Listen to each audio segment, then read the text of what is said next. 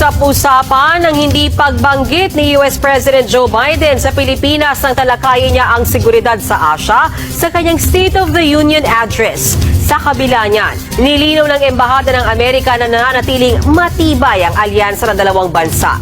Nasa frontline ng balitang yan, si Camille Samonte.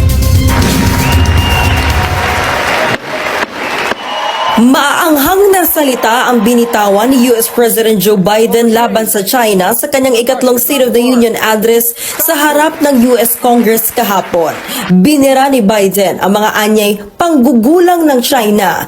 Kilalang magkaribal sa ekonomiya at pandaigdigang kalakalan ang China at Amerika. And we're standing up against China's unfair economic practices. I want competition with China, not conflict. And we're in a stronger position to win the conflict of the 21st century against China than anyone else for that matter. Sa usapin naman ng seguridad sa Asia, iginiit ni Biden na prioridad niya ang pagpapanatili ng kapayapaan sa rehiyon. We're standing up for peace and stability across the Taiwan Straits. I've revitalized our partnership and alliance in the Pacific.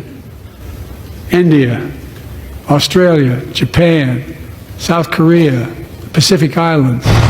Hindi nabanggit ni Biden ang Pilipinas na may Mutual Defense Treaty sa Amerika.